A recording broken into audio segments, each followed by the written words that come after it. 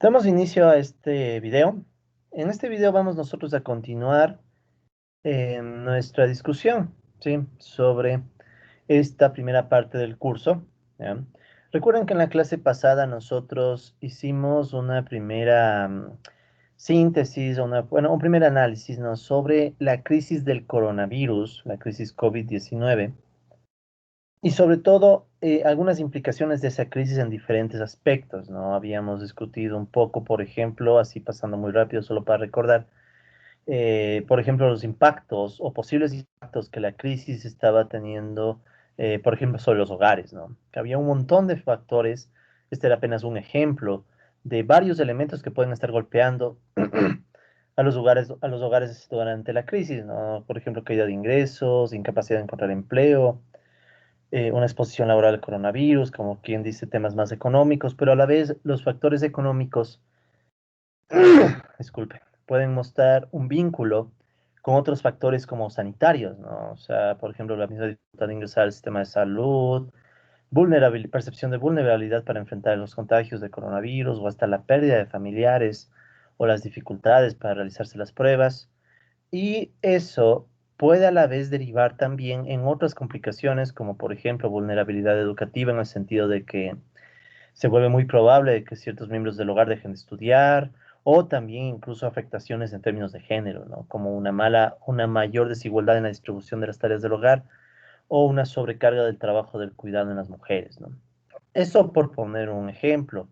De ahí también habíamos mencionado que, bueno, la crisis, en términos de impacto a nivel mundial, claramente era la más grave que ha vivido el mundo, el capitalismo global, sobre todo después de la Segunda Guerra Mundial, ¿no? Después de esta Segunda Guerra Mundial, que fue todo un periodo de crisis, ¿no? Un periodo de crisis que, claro, tuvo como peores años el 1930, el 1945-46, bueno, el 32 también. Entonces el 2020 le está haciendo pelea a esos periodos, ¿no? O sea, a ese nivel es la crisis que estamos viviendo. Pero también hubo una crisis previa del 2009 que también vale la pena recordar y que, bueno, un poco de eso discutiremos más adelante, ¿no? Sobre esa crisis. Y el caso ecuatoriano no se quedaba atrás, ¿no? También teníamos datos que nos mostraban que en el Ecuador igual la crisis del coronavirus es la peor que se había vivido, ¿no? Entonces todo eso ya lo habíamos conversado. Y bueno, también habíamos visto las cifras oficiales de la pandemia, ¿no? Cómo se encontraba para ese día y de hecho, aprovechando que tenemos el enlace, permítanme darle un vistazo de cómo estamos hoy, ¿no? El día de la clase que tuvimos esta charla, que fue la semana pasada, estábamos hablando de que en el mundo habían oficiales, nunca se olviden eso, es dato oficial, ¿no? 3,5 millones de personas fallecidas en la pandemia, ¿no? Veamos cómo está la situación a través de el sitio de la Universidad Johns Hopkins, que es digamos que es el lugar, el repositorio que se ha encargado de recoger todas las cifras oficiales de la pandemia, ¿no? Entonces, mientras se va cargando, sí, no se preocupen, está cargando, ¿ya? Entonces, aquí nosotros tenemos la página de la Universidad Johns Hopkins y aquí se puede ver un poco cómo está avanzando estas cifras oficiales, ¿no? Entonces, como a mí sí me preocupa y me interesa mucho, quiero un poco ver cómo estamos, ¿no? Pero bueno, mientras se va actualizando, nosotros ya habíamos hablado de esto, sí, solamente estamos recordando.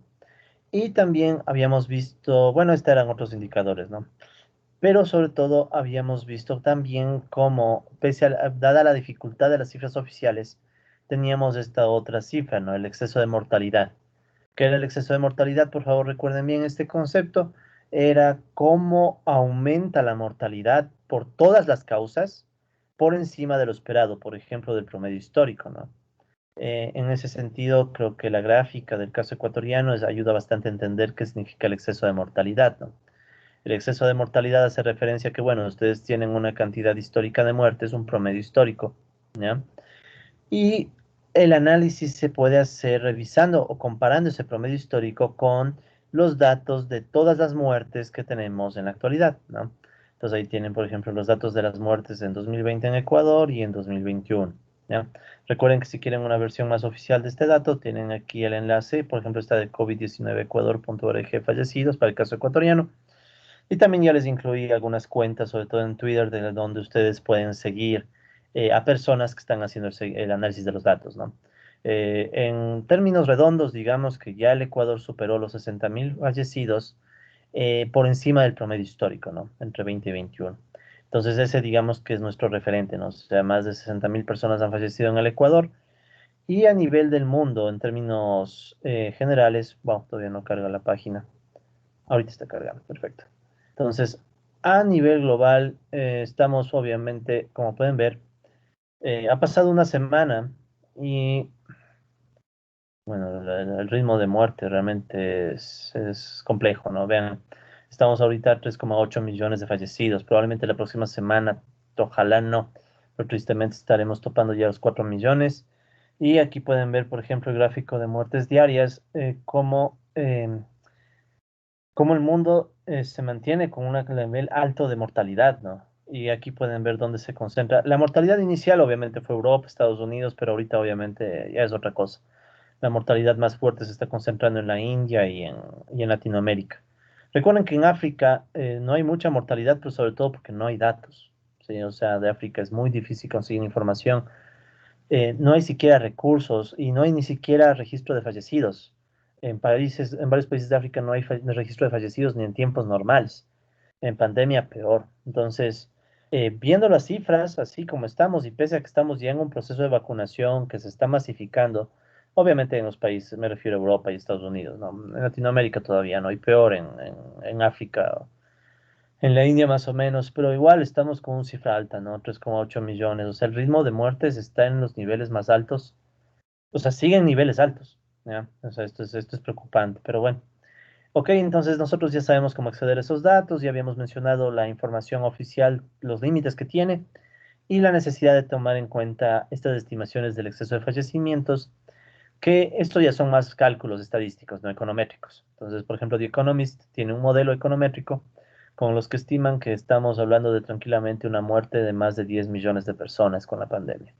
Mucho más de lo que indican las cifras oficiales, ¿no? Cosa que igual es muy difícil de afirmar totalmente, pero quizás sea cierto y quizás sean hasta más, ¿no? O sea, The Economist tiene un ramo de entre 7 y 12 millones, ¿no? Recuerden que esto fue para mayo, ¿no? Esto fue para mayo las mediciones.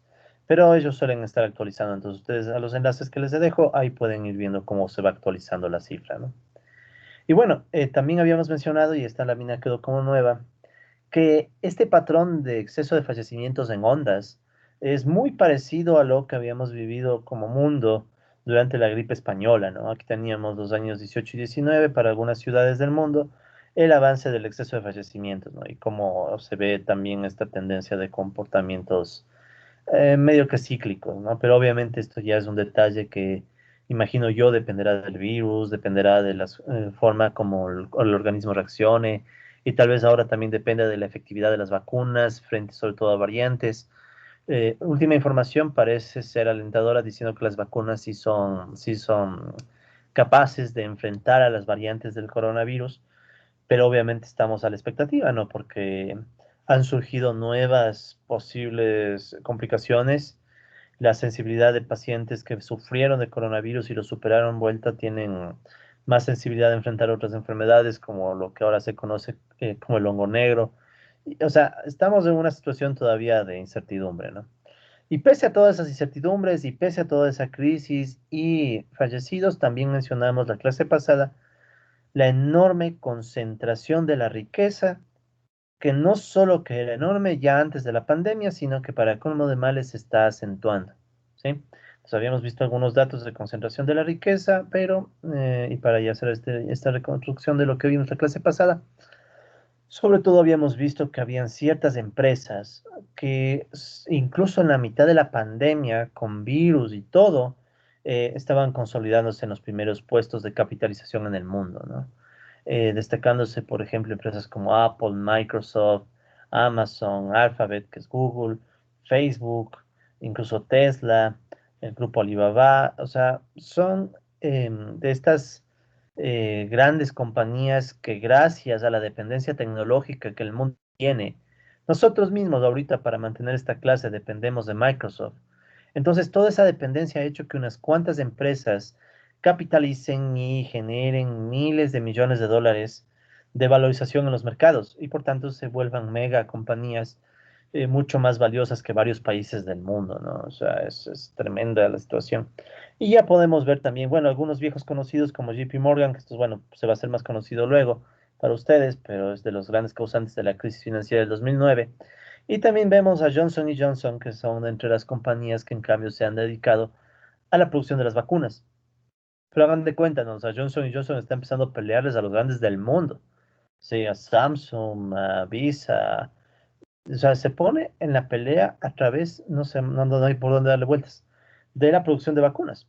Y han surgido otros grupos, ¿no? Que todavía no están en los top, pero ya están empezando a subir. Y bueno, también habíamos hablado un poco del resultado de eso, ¿no? El surgimiento de los mil millonarios que están distribuidos a lo largo del mundo y no se olviden de esto, ¿no? A lo largo de ciudades específicas, ¿sí? Como en Estados Unidos, San Francisco, Nueva York, o en China, que es una gran cantidad de multimillonarios que están reunidos ahí, ¿no? En Hangzhou, Shanghái, Hong Kong, Shenzhen y sobre todo en Beijing, ¿sí? Multimillonarios, los mil millonarios del mundo. También hay concentración de mil millonarios en Rusia y en la India y también en Inglaterra, ¿no? En Londres. Entonces, eso nos muestra, más o menos, ¿no? Porque obviamente esto no es perfecto, pero más o menos nos muestra cómo se está dando estos procesos de concentración de la riqueza, incluso en la mitad de la pandemia, porque este es dato 2020, o sea, en la mitad de la crisis, por ejemplo, China está cada vez concentrando más y más multimillonarios, ¿sí? Y eso también debe llamar mucho la atención para aclarar esa a veces errónea concepción de China como un país no capitalista, que bueno, al menos a mi criterio es demasiado insostenible, ¿no? O sea, China es un país capitalista y muestra de ello simplemente para facilitar la lectura, ¿no? Porque podríamos hacer una lectura más complicada de China, pero para facilitar la lectura, la cantidad de mil millonarios que están reunidos en tan pocas ciudades, ¿sí? ¿Y es por qué? Porque grandes capitales del mundo se están concentrando en China, o sea, en China se está volviendo el gran mercado del mundo, ¿sí? O sea, intentando incluso desplazar a Estados Unidos. Más adelante tal vez discutamos cosas de la economía mundial y ahí volvamos a topar el conflicto Estados Unidos-China, ¿no? Que algunos especulando podríamos hasta pensar que es la nueva versión de la Guerra Fría, ¿no? Pero ya no con un país autoproclamado socialista como la Unión Soviética, sino con China, que bueno, también es un país autoproclamado comunista, pero en realidad es más capitalista que los propios Estados Unidos. O sea, el manejo que hace China incluso de las finanzas mundiales para los países del mundo es tenaz. Lo que ha hecho China, por ejemplo, con Latinoamérica en términos de deuda externa. O sea, es bien, bien jodido. El Ecuador es un ejemplo de ello. O sea, entre China y Estados Unidos se pelean este puesto de ser el centro del capitalismo mundial, ¿no? Actualmente. Pero bueno, esa es otra discusión.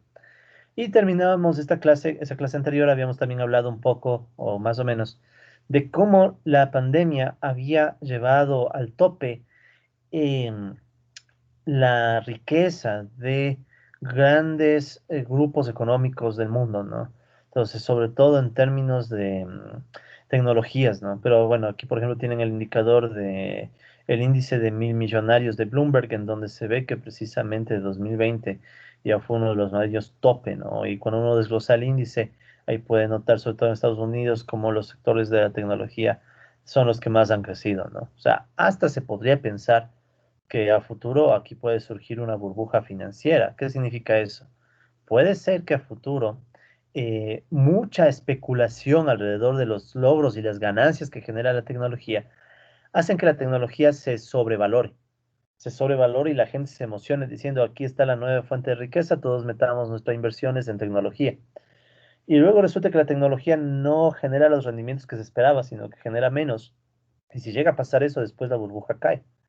Cosa que ha pasado antes. O sea, el mundo conoce de burbujas financieras desde hace tiempo y nosotros hemos de hablar en este curso más adelante de varias burbujas financieras que se han dado en el mundo. Entonces, no sería novedad que aquí pase algo similar, ¿no? O sea, que la tecnología empiece a inflarse, pero luego se dé un colapso. Pero bueno, depende, ¿no? O sea, depende de hacia dónde vaya el mundo ahorita, que todavía es incierto. ¿Será que la nueva normalidad va a ser más dependiente de la tecnología? ¿Será que los sistemas educativos van a quedarse en versiones híbridas, una mezcla entre virtual y presencial? Que es lo que yo creo que va a terminar pasando, o sea, que va a quedar un sistema híbrido, pero bueno, son especulaciones todavía, ¿no? Y bueno, para terminar y recordar esto, también había ya tendencias antes de la pandemia de que había una concentración muy fuerte de la riqueza, como pues, sucedía en Estados Unidos y en el mundo también. O sea, aquí podíamos ver cómo el 10% más rico del mundo posee más o menos el 88% de la riqueza y apenas el 1% de la población tiene la mitad de la riqueza. Es una concentración de riqueza espantosa. Y hasta teníamos el ejemplo concreto para poner el caso, ¿no? Alguna persona que, digamos, en el Ecuador lograba ahorrar 500 al mes o tenía un salario de 500 al mes, que en 40 años significaban $240,000 y en la versión de Jeff Bezos, el dueño de Amazon, no llevaba a ser ni un minuto de la vida, ¿no?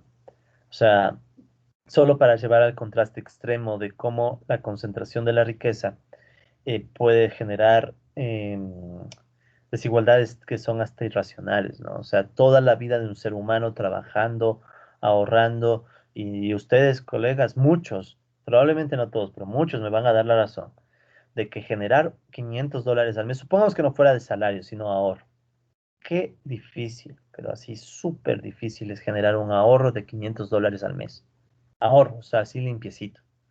Generar un ahorro de $500 al mes en el Ecuador es realmente difícil y esperar que ese ahorro se mantenga estable por 40 años, aún más difícil. Eso significa que muchas personas de nuestra vida nunca llegaremos a ver siquiera $1 millón ahorrado en nuestra cuenta bancaria, ¿sí? No, no lo llegaremos a ver, simplemente, ¿no? A menos que nos ganemos la lotería, que eso es bien improbable. Más probable es que nos dé el coronavirus. O más probable es que nos vacunen y que la vacuna actúe de forma rara y después estemos malas. Pero eso es más probable incluso que ganarnos y lograr $500 al mes por 40 años como ahorro, ¿no? Para mucha gente, ¿no? No para todos. Puede ser que haya gente que sí. Entonces llegábamos a la pregunta final y con eso motivamos la clase de hoy día, que es, bueno, ¿por qué? ¿Por qué pese a estar viviendo la mayor crisis de la historia del mundo contemporáneo, comparable con la Segunda Guerra Mundial, por qué pese a la gran cantidad de muertos que volvamos a ponerlo en pantalla están ahorita por los 3,8 millones, pese a que el mundo ya se ha empezado a preguntar cosas como por ejemplo, bueno, ¿qué hacer? No hace, hace pequeños unos días el G7, el grupo de los países más poderosos, ¿no? Ya había mencionado la necesidad de implementar impuestos a las grandes riquezas del mundo. O sea, ya hay esa discusión. Claro, pero ¿por qué tuvo que pasar más de un año y por qué tuvo que pasar más de 3,8 millones de muertos oficiales? De más de 10 millones tal vez muertes en total, contando las no oficiales. Entonces, ¿por qué? O sea, ¿qué elementos lleva a que se dé esta concentración de la riqueza de forma tan exagerada y peor en una época de pandemia? ¿Sí? Y eso nos lleva ya a empezar propiamente el tema ya más teórico de la clase de hoy, que ya es la discusión propiamente de la concentración y centralización del capital, ¿no? O sea, ya un poco vamos a aterrizar toda esta visión más del momento, de la situación actual, ya llevada a un elemento, un campo más teórico, ¿no? O sea, el por qué, más o menos, ¿no? Vamos a tratar de darle una explicación teórica, o bueno, no diría una explicación totalmente porque esto es todavía preliminar, ¿verdad? O sea, mucho de lo que vamos a decir se va a sustentar en lo que dejó el propio Karl Marx en el Capital, ¿sí? Sobre todo en el tomo 1 del Capital, tomo 1 del Capital, libro que Marx lo publicó en su primera edición alemana en 1867, que luego tuvo otras ediciones. De hecho, este es el único libro, el único tomo del Capital que Marx publicó en vida. El tomo 2 y el tomo 3 son 3 tomos. Los publicaron después de que Marx falleciera. Marx fallece en el 83 y los tomos 2 y 3 salen, si no me equivoco, en el 85 y el otro creo que es en el 94 o 93. No me acuerdo exactamente el otro tomo. Pero el caso es que son tomos el 2 y el 3 en donde Marx ya no pudo ver su edición, ¿no? Fue su amigo del alma, Friedrich Engels, quien de hecho le ayudó bastante en términos económicos también, fue él quien editó las tomos 2 y 3 del Capital, ¿no? Entonces lo que vamos a ver aquí es más que nada algunas intuiciones que Marx dejó en el tomo 1 del Capital, que si bien son preliminares y si bien Marx en el tomo 1, toma en cuenta que es un libro del siglo XIX, ¿no? O sea, es un libro con su antigüedad. Pero es interesante cómo Marx, pese a la distancia temporal, él ya más o menos decía que hay cierta tendencia del capitalismo a consolidar estos procesos de concentración y centralización del capital. De hecho, Marx diría que estos forman parte de lo que él llamaría una cosa que vamos a ver más adelante, pero que también ya tienen en sus videos de estudio de economía política uno, lo que más llamaría la ley general de la acumulación capitalista. ¿Sí? Tema que vamos a topar con un poco más de detalle más adelante. Esta ley general de la acumulación capitalista, que tiene todas unas diferentes interpretaciones según quién la lee, porque no vamos a engañarnos, Marx fuera bien ambiguo a veces, pero digamos que entre sus interpretaciones está esta idea de que a medida que el capitalismo avanza, tiende a concentrar y centralizar capital en ciertos puntos, generando en otros, yo diría, crisis, ¿no? O sea, es una suerte de combinación, o sea, es como que en esta ley general de la acumulación capitalista, por un lado, se genera la concentración y centralización, que vamos a definir en unos minutos, concentración y centralización, mientras que por otro lado surge, algunos lo interpretan como pobreza, miseria, yo diría más bien crisis. Surgen unas diferentes formas de crisis y desigualdad, ¿no? O sea, tenemos una enorme desigualdad.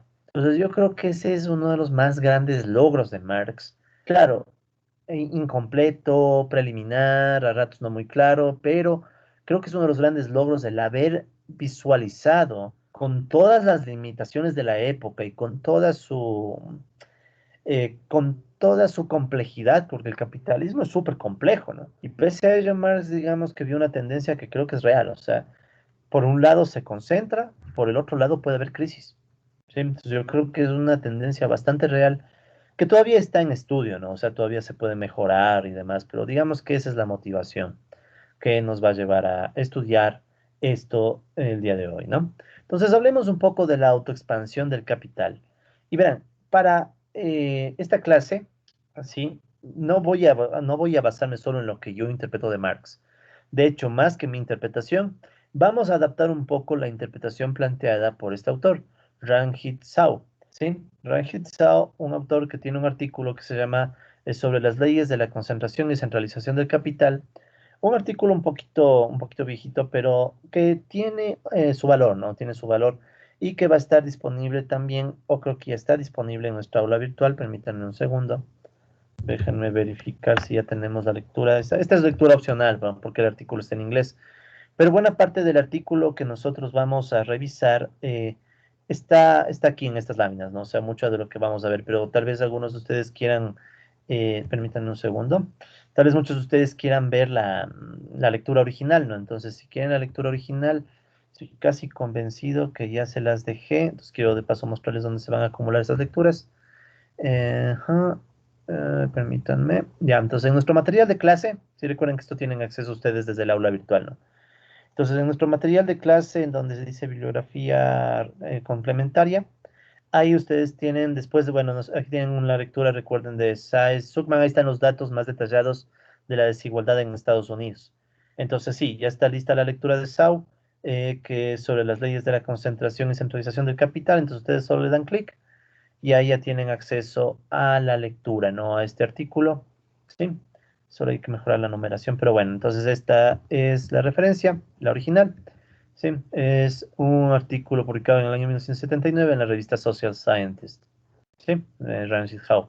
Entonces, digamos que este es nuestro artículo de referencia para la clase de hoy, ¿no? Verán, casi todas las clases van a tener referencias, no solo de Marx, o sea, sí, Marx es nuestra referencia central, pero digamos que yo he tratado de basarme en otros autores que han estudiado los diferentes temas y han escrito cosas, ¿no? Entonces, este es el artículo de referencia de la clase de hoy. Entonces, si alguien quiere profundizar, con todo gusto, queda a disposición el artículo, ¿no? Bajo la licencia de libre uso, ¿no? Estamos, de uso justo, ¿no? Estamos usando esto con fines didácticos y de educación, así que tranquilamente lo pueden usar, lo pueden leer, ¿no? Entonces aquí está el artículo de Ranjit Sao, que nosotros lo vamos a explorar desde esta interpretación que verán, claro, es una adaptación que yo hago, ¿no? O sea, no todo lo que va a estar aquí es literal lo que dice Sao o lo que dice Marx, también están mis propias ideas, para un poco adaptar a la discusión que tenemos en la clase, ¿no? Entonces, bueno, tomando como referencia a Sau, ¿sí? A Sau, podemos mencionar que la autoexpansión del capital, planteada por Marx en el Capital, en el libro, en su obra, se puede resumir en un proceso como el siguiente, ¿verdad? Primero, vamos a comprender la lógica básica de la... Bueno, a recordar más que comprender, a recordar, porque esto está en los videos y en el material de clase de Economía Política uno que se entiende que ustedes están revisando, entonces solo recordar muy rápidamente. ¿Cómo arranca el proceso de producción capitalista? Al menos en la forma como Marx lo vio. Entonces tenemos unos capitalistas. ¿Quiénes son los capitalistas? Sabemos muy bien, son los dueños del capital. ¿Sí? No hay muchas vueltas que darle. Entonces los capitalistas arrancan con una cantidad de capital dinero, ¿ya? O sea, capital en la forma de dinero.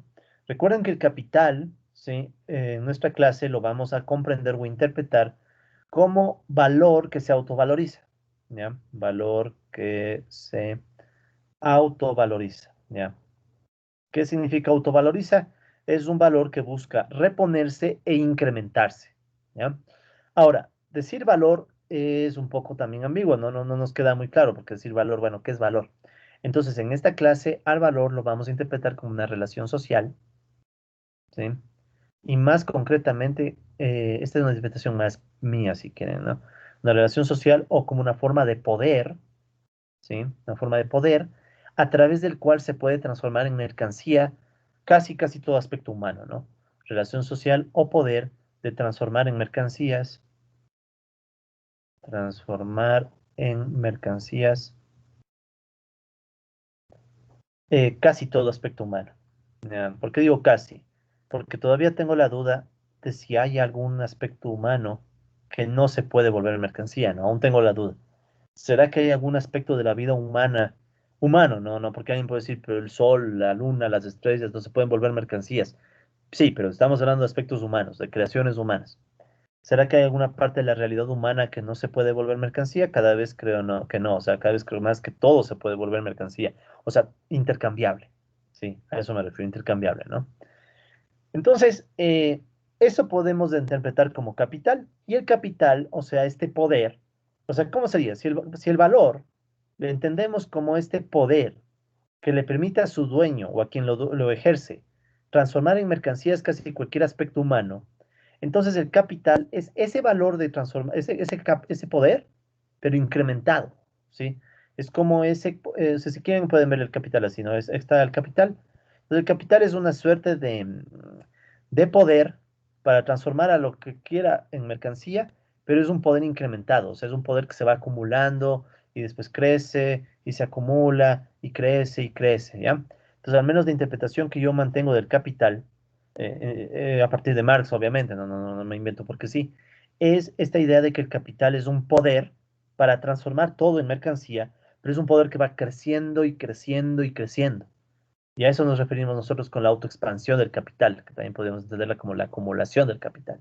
¿Sí? Entonces, esta interpretación, repito, está más profundizada en los videos que les he pedido que revisen, así que nosotros más bien vamos a continuar, ¿no? Entonces, ese capital, esa forma de poder incrementado, se puede representar de diferentes formas.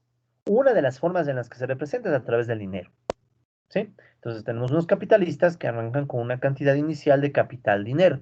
Entonces, cuando decimos capital dinero, es en realidad capital representado en dinero, sino que les llamamos capital dinero por simplificar la explicación, ¿no? Porque si no sería capital representado en dinero, se hace muy largo, ¿no?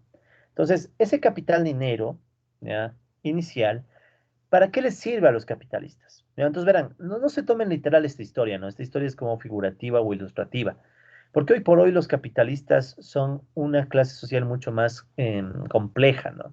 No es simplemente el dueño del dinero que hace directamente una compra. Pueden ser también grandes accionistas, pueden ser incluso grupos económicos, o sea, es más complejo, ¿no? Esta es, digamos, una historia para simplificarnos el argumento nada más, ¿no?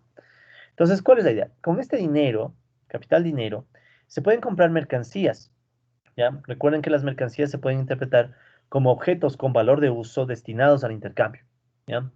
No voy a profundizar más en esas definiciones, repito que solo pueden ver ustedes en los videos que están destinados para ese fin, ¿no? Entonces, pueden comprarse mercancías bajo la forma de, ¿qué nomás? Medios de producción y fuerza de trabajo, ¿ya? Los medios de producción son todos aquellos objetos con valor de uso que permiten la creación de nuevos objetos con valor de uso. Esa creación de nuevos objetos se llama producción, ¿ya? Entonces, por ejemplo, un martillo, podemos pensar en una motosierra, podemos pensar en semillas si quieres producir árboles, etcétera, ¿no? Incluso los elementos intelectuales, o sea, los conocimientos acumulados, etcétera, podemos considerar que son medios de producción, según la definición que usemos, ¿no? Y la fuerza de trabajo, recuerden que en cambio son las capacidades físicas y mentales que las personas poseen y que potencialmente podrían usar al momento de trabajar. Potencialmente porque no siempre estamos usando, puede ser que a veces estemos simplemente desempleados, no trabajamos, pero tenemos las capacidades. Entonces a esas capacidades físicas y mentales se les suele llamar fuerza de trabajo, ¿no? Cosa que también ya tienen ustedes el respectivo video con la descripción de ese concepto. Entonces, estas mercancías, ¿sí? Estas mercancías se emplean en el proceso de producción. Entonces, vamos viendo, ¿no? Tiene dinero los capitalistas, con ese dinero compran mercancías y en concreto medios de producción y fuerza de trabajo, o sea, compran máquinas, herramientas, equipos, insumos y también contratan gente. Y luego todas estas mercancías, fuerza de trabajo y medios de producción se juntan en la producción como tal, ¿sí? O sea, ya se juntan en la producción y con eso se obtienen nuevas mercancías que les podemos llamar M'.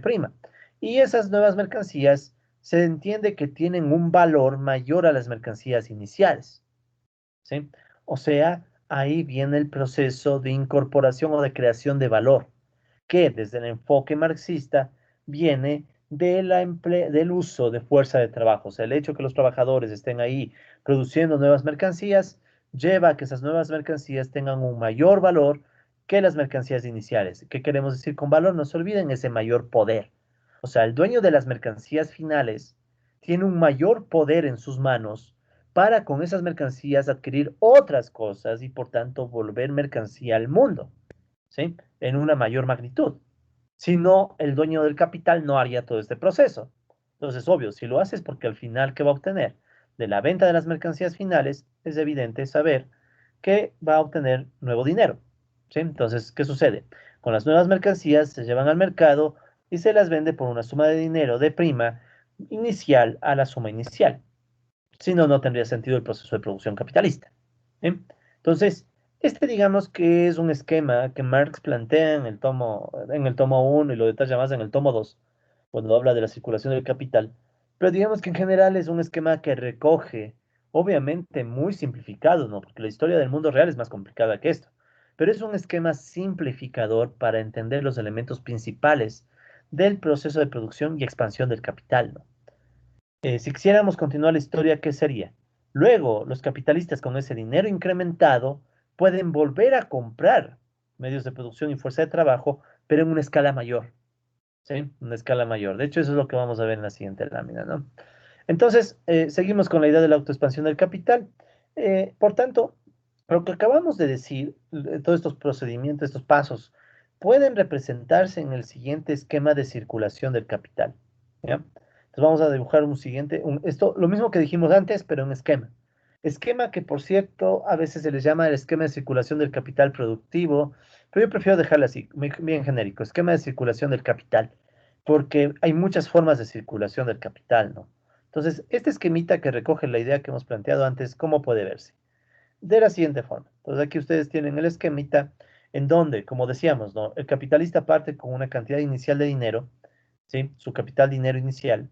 Con ese dinero el capitalista compra mercancías. Este signo que ven aquí, este guioncito, significa intercambio, ¿no? O sea, significa que se da ese intercambio entre dinero por mercancía. Entonces, el dueño del dinero, ¿sí? Tiene la forma relativa del valor y el dueño de la mercancía que le vendió al dueño del dinero, el vendedor, tiene la forma equivalente del valor. ¿Sí? Forma relativa y forma equivalente.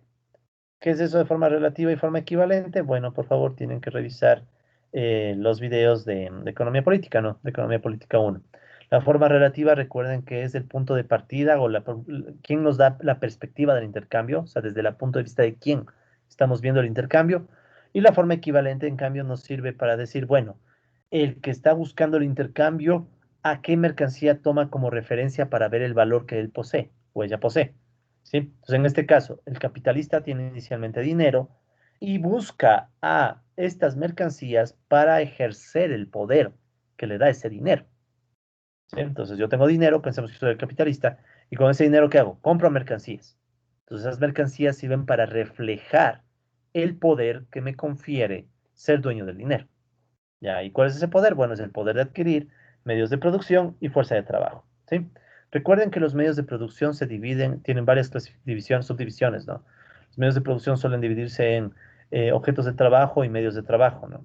Sí, y a la vez estos también tienen otras divisiones que no vamos a profundizar por ahora, ¿no? Pero vale la pena que recuerden que no es solamente decir máquinas y ya, ¿no? O sea, es más complejo. Luego, ¿qué sucede? Se compran los medios de producción y la fuerza de trabajo, y estos dos integran o forman parte del proceso de producción, que aquí lo representamos con una P. Y luego del proceso de producción, como resultado, surge una nueva mercancía M', ¿sí? M' que se entiende que se va a vender por nuevo dinero. ¿Quién es el dueño de esa mercancía M'? Obviamente el capitalista, o bueno, obviamente entre comillas, ¿no? O sea, la sociedad actual se ha organizado para hacernos ver como normal y obvio que el dueño del dinero inicial tiene que ser el dueño de la mercancía que surge al final del proceso de producción, porque supuestamente él es el dueño de la máquina, él es el que contrató a la gente, incluso él puede ser el que organiza la producción, el que coordina, aunque no siempre, ¿no? A veces, sobre todo ya cuando el capital ha crecido bastante, ya no es el mismo personaje el que tiene el dinero, el que tiene las acciones, que el que tiene o coordina la producción. Ya se vuelven personas distintas, ¿no? De hecho, el que coordina la producción puede volverse otro elemento de la fuerza de trabajo. Claro, puede ser alguien, un ejecutivo pagado mucho mejor, ¿no? Pero bueno, esos son detalles que ahorita no nos interesan. El punto es que surge la producción, surge esta nueva mercancía en manos del capitalista, el capitalista la vende y obtiene nuevo dinero, y sabemos que una condición clave aquí es que el dinero final tiene que ser mayor al dinero inicial para que el capitalista encuentre sentido en este proceso. ¿Sí? Si no sucede ese aumento de dinero, el capitalista no tendría sentido en continuar con el proceso. ¿Para qué seguir? ¿Ya? Entonces, digamos que hasta ahí estaría el proceso en su versión básica. Sin embargo, luego viene la posibilidad de ir continuando con el proceso. ¿Ya? Digamos que aquí tal vez les puede chocar. Verán, aquí hay otra cosa bien interesante. Hay muchos autores y muchas personas que son marxistas bien ortodoxos, que a la mínima que le tocas algo al esquema que hace Marx, o a los esquemas que hace Marx, ya se mueren, ¿no? Por ventaja, Sau no es así. De hecho, déjenme verificar si aquí mismo podemos ver en el propio artículo. Sau, exacto, ahí ustedes, pero claro, está con su nomenclatura, ¿no? Sau dice, bueno, una vez que se da este primer ciclo, esto está en inglés, no disculparán, pero es la idea misma. Luego que se da este ciclo, se puede extender el ciclo porque resulta ser, y ahora vemos en nuestras láminas, resulta ser que luego, con ese dinero incrementado, los capitalistas pueden realizar algo que aquí yo le he puesto la A de acumulación, ¿no? Pueden realizar la acumulación de capital. O sea, pueden emplear parte del dinero obtenido adicional para incrementar y obtener nuevo dinero capital. Sí, pongámoslo en términos fáciles. Si al inicio tenían $100 o $1000, digamos que fueran 1000 millones, como ustedes quieran. Al final, digamos que obtuvieron 2000, ¿ya? Entonces obtienen 2000 luego de toda la vuelta. Luego de esos 2000, podrían utilizar, digamos, unos 1800 para volver a realizar el proceso de, todo el proceso. Entonces, ¿qué pasa? Ahí surge la acumulación de capital, porque parte del dinero incrementado se puede utilizar para volverlo a incluir en el sistema.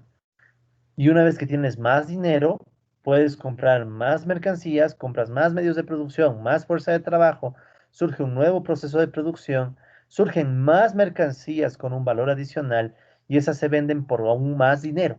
Entonces, si al inicio pusiste 1800, digamos que ahora las vendiste en el estado, digamos que sale el doble igual, 3600. ¿Sí?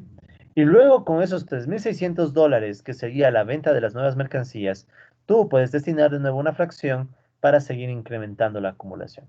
Entonces, ¿qué es lo que vemos? Que este ciclo básico que nosotros vemos aquí, este ciclo que está acá, se puede repetir una, y se repite, no se puede, se repite una y otra vez de manera indefinida. Resultado de eso que tenemos, que el capital se transforma en una suerte de poder que está en constante incremento, ¿sí? Capital en T más uno, pero ya incrementado, luego el capital va creciendo en capital T más 2 y va creciendo, ¿ya?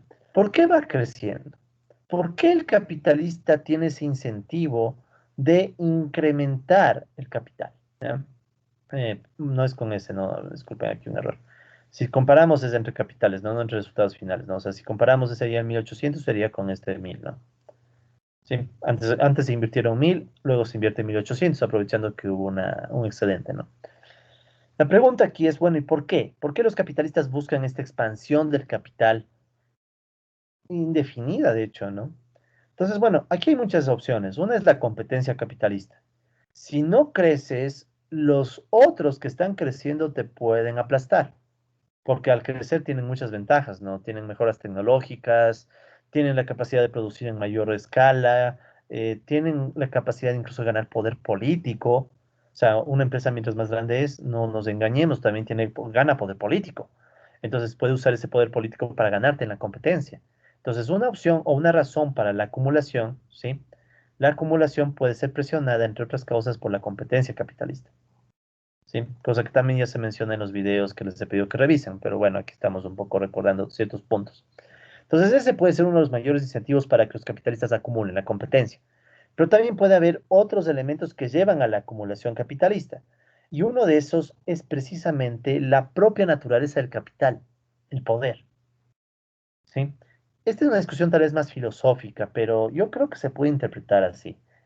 Eh, Hay un autor alemán, Friedrich Nietzsche, que no es que sea marxista Nietzsche, pero Nietzsche tiene una visión bien interesante sobre el poder. Él tiene un concepto que se llama la voluntad de poder, un concepto que a mí me ha parecido y me ha ayudado bastante a entender muchas cosas del mundo, ¿no? Especialmente este concepto lo elabora o yo lo encontré en una obra de Nietzsche que se llama Así habló Zaratustra, ¿no? Ya estamos hablando de otro campo, no la filosofía. Pero el caso es que según Nietzsche, el poder necesita o tiene una voluntad de buscar más poder. ¿Por qué? No es por maldad, no es por egoísmo, no es por avaricia, es porque el poder solamente a través de la búsqueda de más poder se confirma a sí mismo, se refuerza, existe, muestra su existencia. Si el poder no está continuamente, o los poderosos más bien, ¿no? O sea, porque esto decir el poder es muy abstracto, en realidad serían los poderosos. Si los poderosos no están continuamente buscando más poder, corren riesgo que su poder inicial, su poder original, desaparezca. Y en el caso del capitalismo creo que es muy clara y aplicable esta noción. Si tú tienes capital, esto es aún más concreto, ¿no? Y tú no estás buscando más capital, ¿qué sucede? Tienes toda una competencia capitalista a tu alrededor que te puede derrotar y te puede hasta desaparecer. Entonces, tu propia existencia como capitalista va a depender de tu capacidad de enfrentarte a otros capitalistas y ganarles, e irles venciendo en la competencia. ¿Sí? O sea, en la propia competencia capitalista surge esta lucha intestina para ver quién sobrevive. Y eso implica ser cada vez más grande, cada vez más y más grande para vencerle al otro. Porque caso contrario, el otro te vence. Repito, hasta por el poder político. O sea, porque tú sabes, una mega empresa, pensemos en el sector financiero. En el sector financiero es más que evidente esto. Mientras más grande eres, eres más capaz de generar inestabilidad y por tanto el gobierno tiene que estar más pendiente de lo que haces, por ponerlo en buenos planes, porque en malos planes, ¿qué diríamos? Que eres más poderoso, tienes más poder financiero y por tanto puedes decidir qué hace o no hace el gobierno, que es más real con la práctica, ¿no? La crisis del 2009 fue muy clara al respecto. Grandes capitales crecieron tanto y hasta demasiado que después terminaron colapsando todo el sistema. Y de hecho es lo que puede pasar con la tecnología, ¿no? Si es que el coronavirus nos lleva a una nueva ola de especulación. Pero bueno, entonces esas son apenas algunas de las razones o posibles razones del por qué el capital está buscando o los capitalistas están buscando esta expansión permanente. Verán, otra cosa, ¿no? Cuando yo digo el capital busca crecer, sí, porque a veces puede sonar raro decir, pero si el capital es un poder, es una relación. Esto es simplemente una forma simplificada de decir los capitalistas. Sí, porque aquí no es que hay fantasmas que escogen por nosotros una cosa llamada capital, que es un fantasma, no. Son capitalistas concretos, son grupos económicos como los que vimos al inicio de estas sesiones, ¿sí? Pueden ser, pensar en Microsoft, pueden pensar en Amazon, en Google, todos estos, los que están en esa permanente competencia y búsqueda de expandirse. Vean, por ejemplo, el mundo de los celulares, ese es un buen ejemplo, ¿no? Y la tecnología de los celulares. ¿Cuáles son los grandes capitales en competencia? Todos sabemos, tenemos, por ejemplo, a Apple, tenemos, por ejemplo, a Samsung, tenemos últimamente, bueno, Huawei, que, mucha, la competencia fue severa, ¿no? Que incluso ya llegó a nivel país, China, Estados Unidos. Tenemos a Xiaomi, que ha surgido últimamente, y así, ¿no? O sea, tenemos grupos que están en continua y permanente pelea. ¿Y quiénes son los que se quedan rezagados? los que no crecen al mismo ritmo. Entonces, por ahí podemos recordar a los antiguos BlackBerry, Motorola, etcétera, que en su época fueron, pero se quedaron estancados y ya no son, ¿no? Pero bueno, toda esa discusión de la autoexpansión, de la expansión del capital, ¿sí? ¿Para qué nos sirve en este contexto, no? Primero, para entender recordar esa noción de que el capitalismo está en una expansión permanente, con un sentido bien raro, porque también podríamos preguntarnos, bueno, ¿y para qué crecer tanto, no? ¿Cuál es el objetivo? A la final, ya crece y crece tu capital para ¿qué? Para controlar y tener más poder, probablemente, ¿no? Pero bueno, eso por un lado. Por otro lado, este esquemita, como pueden ver, se está entrecruzando o junta varios procesos intermedios. Entonces, Sau va a decir que dentro de Sau, ¿qué nombre, no? Sau va a decir que dentro de este esquema surgen lo que él llamaría tres circuitos, o se puede distinguir tres circuitos, al menos, ¿ya? Al menos según la interpretación de él. Entonces, por un lado dice que uno es el circuito del capital dinero, o sea, dinero que está expandiéndose, ¿sí? Dinero que está expandiéndose. Este sería uno de los circuitos del capital, ¿sí? El capital dinero que está en expansión, que digamos que es el central, ¿no? O sea, para el capitalista, ahí él o ella puede ver los resultados de todo el proceso. Si ni siquiera crece el dinero, o sea, si el DT más uno no está creciendo, no hay acumulación, no se da esta capacidad de ampliar el poder del capitalista, ¿no? Entonces ese digamos que es uno de los circuitos que se puede notar aquí, pero hay otros más. Sao también dice, bueno, hay otro circuito, que le voy a llamar dos, es el circuito del capital productivo. ¿Y cuál es? Bueno, es el que se da en la interacción entre, pongámosle con una sola acá, ya, entre producción y producción en cada periodo.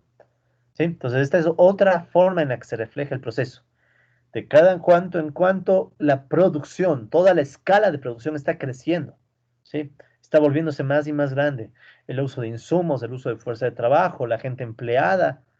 Pero esto es bien interesante, ¿no? Si bien es cierto, surge esta tendencia, más adelante veremos que la expansión permanente del capitalismo no es exactamente tal cual. De hecho, si ustedes ya vieron todos los videos, saben que el capitalismo no necesariamente tiene una expansión permanente, ¿no?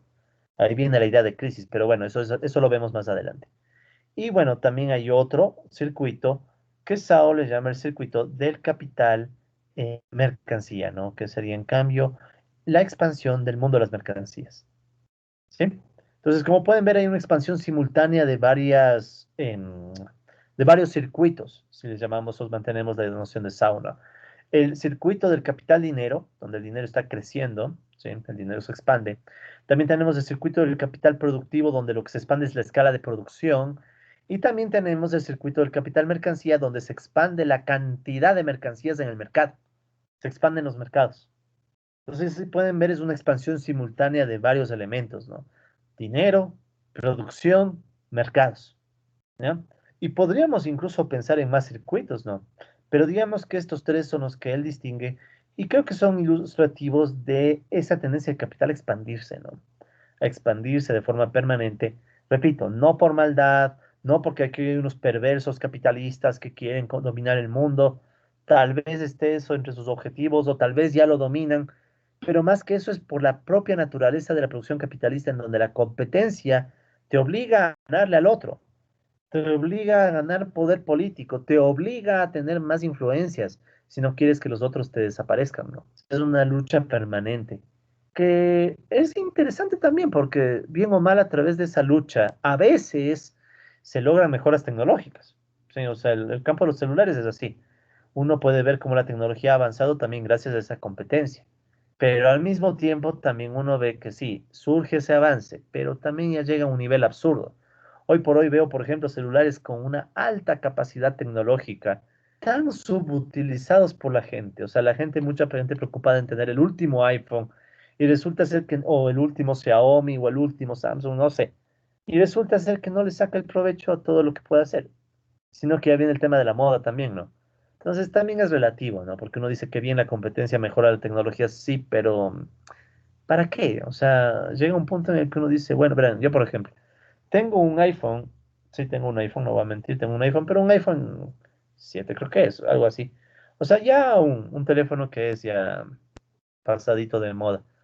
Y aparte tengo una laptop con la que estoy dando la clase de ahorita, que creo que tiene 5 años, o sea, con la que he dado clases desde que soy profesor en la central, Universidad Central.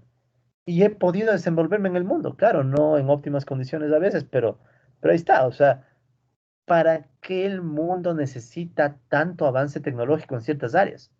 En otras es obvio que se necesita, ¿no? La salud y todo. Pero aún con todo, vean cuántos muertos tenemos, ¿no? O sea, este es mi número central, ¿no? O sea, 3,8 millones de muertos y 10 millones de muertos posiblemente en términos ya extraoficiales. Eh, y tanto desarrollo tecnológico de la competencia capitalista a veces no justifica, ¿no? No justifica que países como varios países africanos no tengan ni registro de muertos. Entonces es bien relativo, ¿no? O sea, ¿para qué el mundo avanza tanto en ciertas cosas? Cuando tal vez esas mismas fuerzas podrían utilizarse en que por lo menos África tenga unidades de cuidados intensivos. Hay países de África que no tienen ni unidades de cuidados intensivos. O sea, a eso voy, ¿no? O sea, que son las partes de las contradicciones del sistema. Pero bueno, el caso es que así funciona el sistema y creo que tiene razón este esquemita, ¿ya? De esta expansión múltiple y permanente, ¿no? Ok, ahora, Sao también va a indicar, a partir de lo que dice Marx, ¿no? Que estos tres circuitos de capital se entrecruzan y generan un proceso bien complejo, ¿no? O sea, no es que tú ves ordenadamente que todas las empresas simultáneamente acumulan, todas las empresas, o sea, volvamos a los esquemitas, ¿no? Uno no es que en el mundo real ve que todos los capitalistas hacen esto de manera simultánea, ¿no? Imagínate que este proceso que está aquí es de una empresa capitalista, pero ponle otra empresa y otra empresa y solo piensa en un grupo económico, uno solo. Ya, vamos al caso criollo ecuatoriano. Piensa, por ejemplo, en grupos, qué sé yo, por decirles la favorita, ¿no? Que tienes tanto cadenas de producción y sobre todo cadenas de comercialización. Entonces tienes varias empresas que de diferente forma hacen este ciclo. Entonces, ¿qué sucede? Que a la final el proceso capitalista, el circuito de evolución del capital, te genera un entrecruzamiento bien complejo. Sí, es como que tú dijeras, ok, dinero, mercancía, medios de producción, fuerza de trabajo, producción, nueva mercancía, nuevo dinero. Chévere. Pero, ¿quién sabe si tú, claro, cuando compraste esta mercancía, esa mercancía de hecho tal vez era el resultado de la producción de otra empresa capitalista? Sí, por ejemplo, cuando tú compraste medios de producción. ¿Qué tal si los medios de producción, o sea, las mercancías estas de acá, son el resultado de la producción de otro capitalista que compró mercancías y dinero? O sea, otro capitalista compró dinero, mercancías, compró medios de producción en fuerza de trabajo, generó un producto y ese producto te lo vendió. Y claro, con eso después ese capitalista obtuvo dinero y sí, sigue el proceso. ¿Ya? Pongámoslo en términos más simples. Tú estás, digamos que el capitalista está produciendo, o bueno, es una forma de decir porque es erróneo, ¿no? El capitalista no es el que produce son los trabajadores. El capitalista coordina la producción y todo, pero bueno, depende de la definición también, ¿no? Depende de cómo definamos producción. Pero bueno, pensemos en una empresa capitalista donde se produce, qué sé yo, digamos, mesas, ¿ya? Para producir mesas tú necesitas insumos, ¿no? Uno de esos insumos puede ser, bueno, herramientas. Digamos que necesitaste un martillo para producir la mesa. Entonces tú necesitaste un martillo. Pero ¿qué sucede? Que el martillo, a su vez, fue la producción de otra empresa. Entonces, ¿qué pasa? Que al final te genera un proceso que incluso si quisieras verlo, podría pensarse como una red, ¿sí? Como una red entre empresas que están conectadas de diferentes formas, ¿no? Entonces tú, empresa que produce mesas, le compras a otra empresa que produce martillo. A la vez, la empresa que produce martillos le ha de haber comprado a una empresa que produce, qué sé yo, no sé, digamos, acero para parte del martillo y que compra madera. Entonces, como pueden ver, se cruzan los capitales y entonces el esquemita que estamos viendo es aún más complicado, ¿sí? ¿De acuerdo? Entonces, todos los circuitos se cruzan y están presentes en la circulación de los capitales individuales que al agregarse generan algo que podemos llamar el capital social o capital total. ¿Ya? Entonces, distingamos eso. Los capitales individuales, ¿cuáles son? Los capitales individuales vamos a verlos como los que están haciendo este proceso de dinero, mercancía, medios de producción, fuerza de trabajo, producción, nueva mercancía, nuevo dinero. ¿Ya? Ese es un capital individual. En cambio, el capital total podemos imaginar que es toda esta red entramada en donde cada elemento de la red genera su propio ciclo, ¿sí? Entonces es como una suerte de red donde todos tienen ese ciclo capitalista, ¿no? Todos, y es una red súper compleja, ¿no?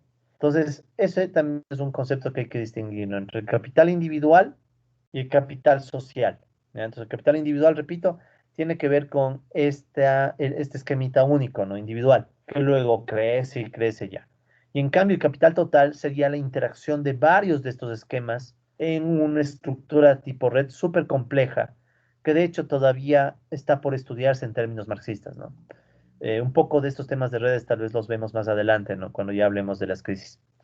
Ok, entonces el caso es que la expansión de los capitales individuales se alcanza a través de la apropiación de plusvalor, que es la que permite el surgimiento de la ganancia capitalista, ¿no? Recordarán el concepto de plusvalor y todo eso. Y bueno, aquí podríamos discutir que tal vez eso se logra con la maximización de la tasa de ganancia, ¿ya? Esto es discutible, ¿no? Por eso puse entre comillas. eh, ¿Cuál mismo es el objetivo de los capitalistas, ¿no? O sea, maximizar la tasa de ganancia, maximizar la ganancia, maximizar el poder en términos de influencia política. Yo personalmente creo, ya con la experiencia y los años y todo, me parece que es múltiple, ¿no? O sea, los capitalistas no tienen un único objetivo, tienen varios, ¿sí? Dependiendo de las circunstancias, a veces puede que el objetivo sea maximizar la tasa de ganancia. Recuerden que la tasa de ganancia te da una idea de cuánto ganas, ganancia, tasa de ganancia, G. La ganancia que tú obtienes como capitalista versus todo ese dinero inicial que invertiste. ¿Ya? Es la tasa de ganancia. Formalmente ya tienen los videos donde se define la tasa de ganancia, ¿no? Ya que por favor les dan un vistazo, ¿no? Pero esa es la idea, ¿no? O sea, puede ser que los capitalistas quieran maximizar su tasa de ganancia, puede ser que los capitalistas quieran maximizar su participación en el mercado, puede ser que los capitalistas quieran maximizar su poder político, etcétera. O sea, yo creo que es múltiple, ¿no? Entonces, esta es una de las alternativas, maximizar la tasa de ganancia, ¿ya? Pero también puede ser múltiple. Y de hecho, lo voy a poner de una vez en la lámina, ¿no? Total, es mi interpretación, así que yo puedo poner aquí. Esto es parte de un libro que estoy escribiendo, así que, a ver, se obtendría con la maximización de la tasa de ganancia u otro objetivo capitalista, dependiendo de las circunstancias concretas. Dependiendo de las circunstancias concretas y la competencia. Eso también hay que ser claros, aunque bueno, también se habla un poco de competencia más abajo. Pero hay que ser claros, ¿no? O sea, la expansión también depende de la competencia. O sea, tú no puedes maximizar ganancias todo el tiempo. Por ejemplo, ¿no? Si los capitalistas están enfrentándose en un mercado, puede ser que los capitalistas a corto plazo, ya, digamos que estás enfrentándote por este mercado, ¿no? Quieres ingresar. Entonces, digamos que tienes dos empresas capitalistas, Capital uno y Capital 2. Entonces, ¿qué pasa? Puede ser que el capitalista uno, para vencerle al 2, durante un tiempo puede bajar sus precios hasta por debajo del costo. Técnica o en práctica que suele llamarse como dumping, ¿sí? O sea, empezar a competir con precios por debajo del costo. Digamos que tiene tanto capital y es suficientemente fuerte, tiene bastante dinero ahorrado, que dice, bueno, voy a aprovechar mis reservas y por un tiempo voy a vender por debajo del costo. ¿Para qué? Para tratar de desplazar al otro del mercado y digamos que el otro yo sé que no tiene tan fuertes reservas. Entonces, ¿qué sucede? Que al menos durante un tiempo el capitalista puede tener incluso la motivación de bajarse la tasa de ganancia si el objetivo es desplazar a otro capitalista y eso puede depender de, por ejemplo, como les digo, la cantidad de reservas que tiene. Y así, o sea, hay muchas posibilidades, ¿no? O sea, no solo es maximizar la tasa de ganancia, ¿ya? Aquí es donde yo un poco puedo divergir con otras visiones marxistas que hablan de que, bueno, es que el principal objetivo es la tasa de ganancia. Yo creo que es más complicada la historia, sí, es más complicada. Pero la tasa de ganancia también es factor importante, no vamos a mentirnos tampoco. Pero bueno, entonces, el caso es que el movimiento de los componentes de capital total, ¿sí? Se guía o se asume que suele guiarse con algo que se llama la tendencia a la igualdad de las tasas de ganancia de sectores distintos, ¿ya? Entonces vamos un poco empatando la historia. Los capitales individuales, sí, los capitales individuales pueden estar motivados, entre otras cosas, por maximizar la tasa de ganancia. O sea, yo, capital uno puedo estar buscando que mi tasa de ganancia sea máxima, ¿ya? Entre otros objetivos, ¿ya? Entonces, eso como capital individual, ¿ya? Ahora, Como capital social, ¿qué es el capital social? Podemos ponerle que es la suma de capitales pensando que estas son sumas de dinero, ¿no? Ya este digamos que es el capital social. En cambio, el capital social tal vez tiene una dinámica más compleja. ¿Ya? ¿Por qué? Pensemos que en el capital social puede haber varios sectores. Vamos a pensar en dos sectores nomás, sector uno y sector 2. ¿Ya? Digamos un sector que produce máquinas y otro que produce alimentos. Por poner un ejemplo, ¿ya? Uno que produce máquinas y otro que produce alimentos. Por poner un ejemplo sencillo. Entonces, ¿qué sucede? La competencia entre estos dos, que se suele conocer como competencia intersectorial, ¿por qué es intersectorial? Es entre sectores distintos. Esa competencia ya es más compleja. ¿Por qué? Porque no es lo mismo competir entre quienes producen máquinas y quienes producen alimentos. Es obvio, ¿no? Entonces aquí surge otra posibilidad que vamos a discutirla con más calma más adelante.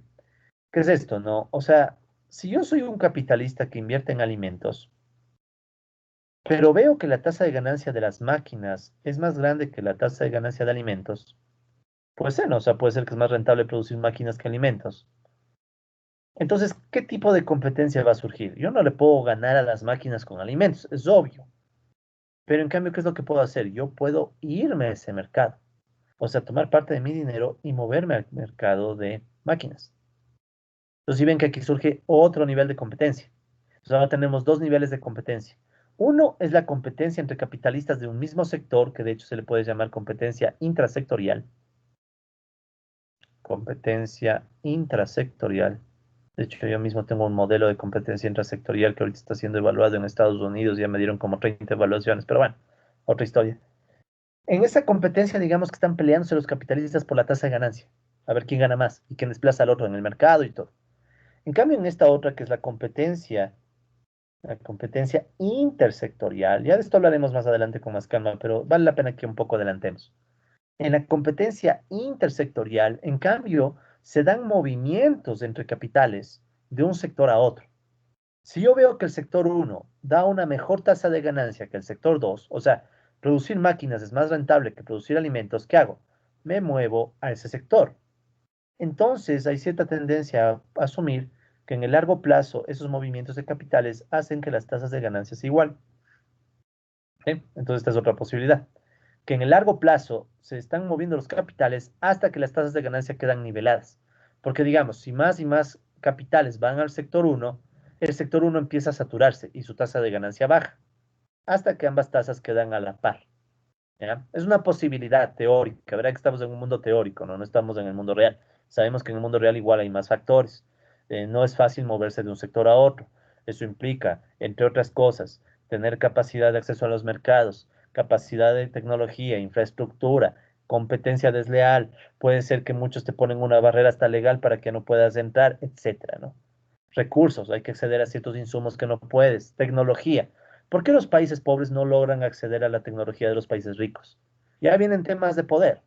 Los países ricos simplemente no sueltan cierta tecnología. Lo de las vacunas. No se sueltan las patentes de las vacunas. Y aunque se suelten las patentes, hay tecnología que no tenemos los países pobres, entonces no podemos producir las vacunas al mismo nivel que los países ricos. Entonces ya en la práctica esto es más complicado, ¿no? Pero bueno, digamos que estos son los dos niveles de posible competencia capitalista. Uno entre capitales individuales que están maximizando su tasa de ganancia y otra entre diferentes capitales donde el movimiento hace que se pueda dar una posible igualdad de tasas de ganancia. Pero en ambas, ¿qué es lo que se ve? ¿Qué es lo más importante para resaltar ahora? Que hay esta tendencia a la expansión, ¿no? Hay una tendencia que la competencia te empuja tratando de llevarte a la expansión del capital, ¿no? ¿Ok? Entonces, y también una cosa bien interesante que menciona Sau, que nota Sau, y es que parece que Marx en este capital total, este global, ¿no? Este sumatorio de capitales, también puede estar incluido el capital estatal. Es una observación bien interesante, porque Marx tiene un lugar, una parte del capital que dice que en la medida en que el gobierno emplea trabajo asalariado productivo en minas, ferrocarriles, etcétera, cumple la función de capitalista industrial. O sea, el gobierno eh, contratando gente asalariada en la producción, también actúa como capitalista y también podría entrar dentro de la lógica del capital total, ¿ya? Entonces son detalles que obviamente ahorita nos aportan más bien una idea general, un contexto, ¿no? Pero tal vez a futuro puedan ser interesantes desarrollar, ¿no? O sea, ¿cómo es el rol del capital Estado o del capital estatal, ¿no? Uno cree que no, pero el Estado, ¿cómo puede tener vínculo con el capital? ¿Qué va? No es tan sencillo. Por ejemplo, digamos que el gobierno quiere que se construya una carretera. Pongamos un ejemplo fácil, carretera. Para producir la carretera hay opciones. El gobierno podría tener su propia empresa, ¿sí? Podría tener su propia empresa productora y constructora, o podría contratar a una empresa privada, ¿sí? Es más común que contrate a una empresa privada, ¿sí? No es muy común que haya empresa pública de construcción, que existe, ¿no? En el Ecuador existe. El Cuerpo de Ingenieros del Ejército, por ejemplo, se supone que es una empresa pública, pero no está en la magnitud como ciertas constructoras privadas internacionales. Entonces, ¿qué pasa? Que el gobierno bien puede ser el que emplea o bien puede ser el que le paga a un privado para que emplee. Y en ese caso, ¿qué sucede? Que recursos que son del gobierno, que se entiende que son estatales y públicos, pueden terminar en manos privadas, a través de las compras públicas, a través de la contratación a una empresa privada para una obra, etcétera. Entonces, no es tan sencillo. Por eso es que a veces hay gente que dice, no, pero es que el Estado tiene una enorme participación en la economía. Eso es malo y empiezan a chillar, ¿no? Ñe, Ñe. Pero resulta ser que una gran participación del Estado en la economía también podría significar que hay empresas privadas que se vinculan a un Estado grande. Pues digamos que tienes un Estado gigantesco ya, un gran Estado. Muchos dicen, ah, socialismo. Pero ¿y qué tal si este Estado grande está contrata y contrata con empresas privadas? Y muchos de esos recursos grandes que obtiene el Estado, por ejemplo, exportación petrolera o impuestos, terminan en manos privadas, que de hecho es lo que pasó en el Ecuador en la década correísta. Muchos de los recursos públicos a través de obtención de ingresos de impuestos y petróleo terminaron en grandes manos privadas y se dieron grandes concentraciones de capital. Había ejemplos ya hasta medios ridículos, como cuando el grupo El Juri le vendió al Estado patrulleros. Ya, por poner un ejemplo y exagerado, ¿no? Entonces, patrulleros que tranquilamente se podían comprar mucho más baratos, se los compraron al grupo El Juri y creo que les vendieron marca Kia todavía. Entonces, ¿qué pasa? Que el Estado también puede participar y contribuir en este proceso de acumulación a través de canalizar recursos públicos a manos privadas, ¿sí?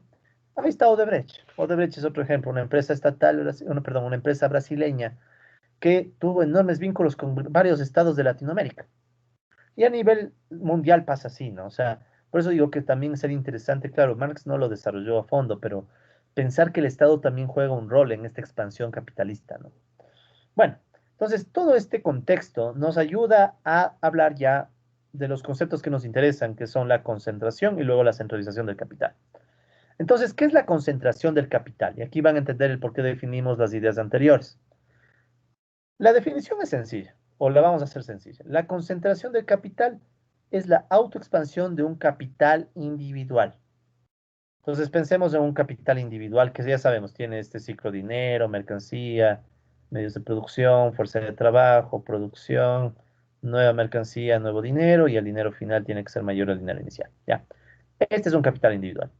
Entonces la concentración del capital se refiere a que este capital individual se va a expandir. ¿Sí? Y se va expandiendo y se va expandiendo por esta dinámica. Por las razones que hemos dicho antes, competencia capitalista, busca maximizar la tasa de ganancia, etcétera. Pero es un crecimiento individual, ¿ya? Un crecimiento de capital individual, ¿ya? Entonces, si se quiere, la concentración, el concepto de concentración, se mide justamente ¿de? En términos absolutos con referencia a capitales individuales, sin tomar en cuenta otros capitales individuales. ¿Ya? O sea, es una perspectiva del capital individual, si quieren, la concentración, el concepto de concentración. No nos preocupamos de las interacciones, ¿sí? Entonces, cuando decimos sin considerar el resto de capitales individuales, a lo que nos queremos referir, de hecho voy a ponerlo nomás aquí en mi lámina, dejamos de lado las interacciones. Dejamos de lado las interacciones. De cierta manera, no. O sea, dejamos de lado, entre comillas, las interacciones. O sea, nos concentramos en el crecimiento del capital individual, ¿no? Para Marx, esta concentración, ¿sí? Se incrementa con la acumulación de capital. ¿Qué era la acumulación de capital? Esta transformación del dinero en nuevo capital, ¿no? O sea, el dinero adicional que se obtuvo se transforma en capital y ahí acumula. Entonces, en esencia, la concentración es el resultado final de todo el proceso visto desde la perspectiva individual, ¿no? O sea, cada capital individual crece, ¿ya? Esa es la concentración, no es nada del otro mundo, ¿no? Y bueno, Marx aquí tiene una frase que la cita Sau, que bueno, es procedente mencionarla, ¿no? Con la masa creciente de riqueza que funciona como capital, la acumulación aumenta la concentración de esa riqueza en manos de los capitalistas individuales, ¿sí? Pero obviamente, si todos los capitales individuales crecen, ¿cuál será el resultado? Se extienden las bases de la producción en una gran escala y de los métodos específicos de producción de los capitalistas. El crecimiento del capital social es afectado por el crecimiento de varios capitales individuales. Entonces, ¿qué pasa? Que si empieza a crecer un capital individual y otro, y otro, y otro, al final van a crecer todos los capitales individuales y eso va a llevar al crecimiento del capital total. Es un poco evidente, ¿no? O sea, es como el resultado obvio de todo este crecimiento, ¿sí? Y como les decía, este proceso se da a la par con la competencia capitalista, ¿ya? Que puede llevar a la igualdad de las tasas de ganancias si estamos pensando en sectores distintos, pero también hay diferentes ritmos de expansión, ¿ya? O sea, está en la mitad de un proceso de competencia bien complejo, eso es lo que tratamos de decir, ¿ya? Entonces, conclusión, ¿qué es lo que quiero que nos llevemos como mensaje? El concepto de concentración es, en esencia, un concepto de carácter individual que mira cómo cada capitalista va creciendo, ¿sí? Dejando de lado cualquier interacción entre estos capitales, ¿ya? Y concentrarnos en esa expansión que termina generando una expansión total, ¿ya? Vamos a ilustrar esto así súper rápido en esta lámina. Entonces, digamos que tenemos dos grandes grupos de capitales, ¿ya? El sector uno y el sector 2 que estamos mencionando hace rato, ¿ya? Podemos hacer una línea incluso si hacemos divisoria. Entonces, digamos que el sector uno produce, por poner ejemplo, ¿no? Máquinas, ¿ya? Digamos que el sector uno produce máquinas y el sector 2 produce alimentos, por facilitarnos la vida. Si quisiéramos ser más rigurosos, y esto lo haremos más adelante, digamos que el sector uno produce medios de producción y el sector 2, en cambio, podemos decir que produce medios de consumo, ¿ya? Entonces, como a veces los conceptos hacen perder a la gente, sobre todo cuando no tienen entrenamiento, ustedes ya no, ustedes se supone que están viendo unos videos precisamente para que los conceptos ya no les confundan. Pero si quieren simplificar la historia, sector uno vende máquina, produce y vende máquinas, sector 2 produce y vende alimentos, ¿ya? Entonces tenemos tres capitales, perdón, cuatro capitales, capitales individuales, ¿no? Capital uno, capital 2, capital 3 y capital 4 y todos están medidos en un periodo T, ¿ya? Hagan de cuenta que esa bombita representa tanto la magnitud como el área de influencia, si quieres llamarle de algún modo, ¿ya? El área de influencia. Entonces, ¿qué es la concentración del capital? La concentración del capital simplemente significa que con el paso del tiempo, cada capital individual crece. ¿Sí? Aquí pueden ver cada capital medido en T más uno, o sea, en un siguiente periodo. ¿Qué sucede? Se va expandiendo, ¿no? Se va expandiendo y si sigue pasando el tiempo, ¿qué va a suceder? Se va a expandir más, ¿ya? Entonces, ¿qué sucede? Borremos un poco las líneas para que se vea más claramente. Entonces, ¿qué es lo que decíamos? Que hay esa posibilidad, ¿no? O sea, que tienes unos capitales individuales y la concentración del capital no implica nada más que con el paso del tiempo, cada capital va creciendo. Nada más. O sea, es bien sencillo. Pero obviamente que si cada capital individual crece, la suma de los capitales también crece, o sea, crece el capital social. ¿Ya? Entonces es una suerte de mezcla, ¿no? Efectos individuales que te llevan a un incremento también del capital social. ¿Ya? Entonces esa es la idea de la concentración de capital. Cada capital individual cae, o sea, K1, K2, K3, K4 crece por la acumulación, provocando un aumento del capital total. ¿Ya? Entonces todo el capital total crece evidentemente. ¿Sí? Ahora, quiero que tomen en cuenta algo. El concepto de concentración de capital tiene una limitación. ¿Y cuál es la limitación? A propósito, ustedes notan que yo aquí he planteado la posibilidad de que estos capitales empiecen a chocar entre sectores y ven como que cada capital choca en su distinto sector, ¿ya? Es más fácil verlo así, ¿no? Recuerden que este es el sector de máquinas y este es el sector de alimentos. O medios de producción, si quieren ser más rigurosos, y medios de consumo, ¿ya? Más adelante seremos más rigurosos. Ahorita quiero la intuición. Entonces, ¿qué pasa? Que ese choque puede significar, por ejemplo, expansión en el mercado. Resulta ser que mi expansión la expansión del capital uno empieza a estorbar a la expansión del capital 2. O la expansión del capital 3 empieza a estorbarle a la expansión del capital 4. ¿Ya?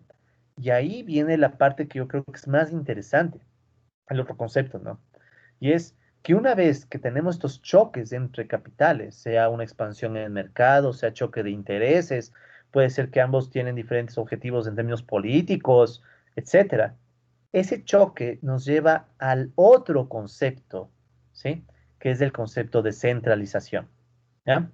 Ok, entonces, pero primero no olvidar. Entonces, esta es la idea de la concentración, ¿no? Muy sencilla. Cada capital individual crece, crece por tanto el capital total.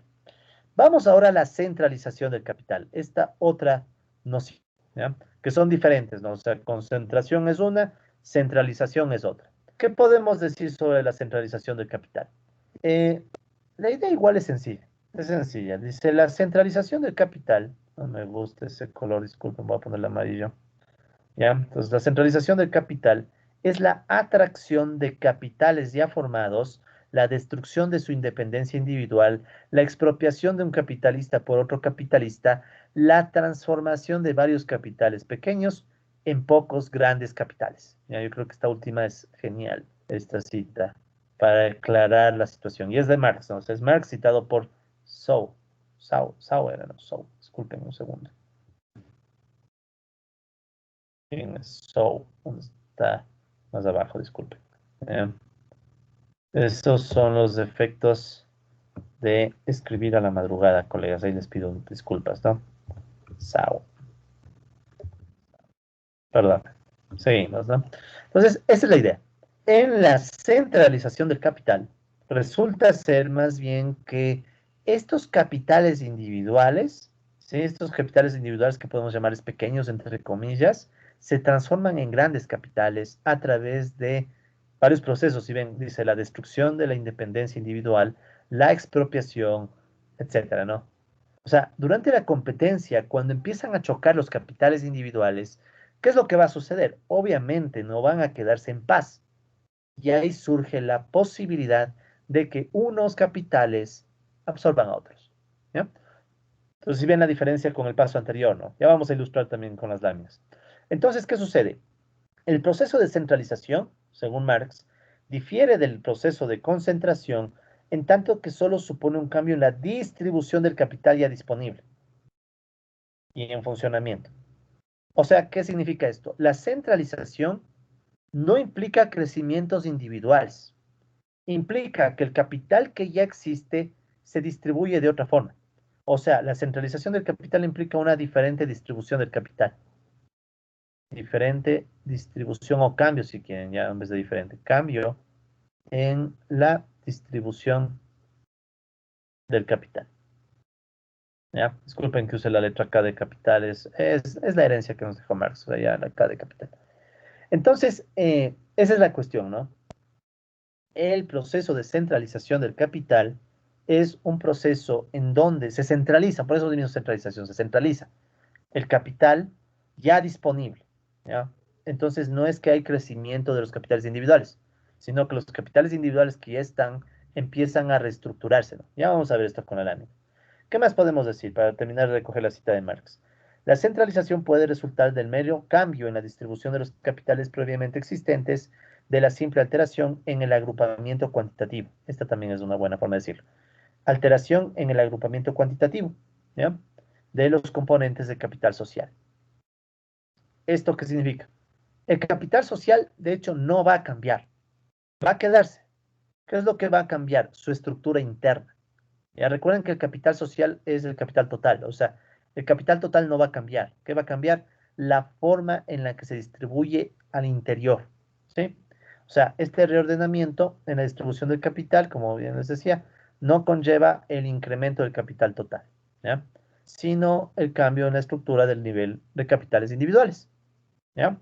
¿Cómo se puede ver esto en nuestro esquemita que estábamos viendo en la lámina anterior, ¿no?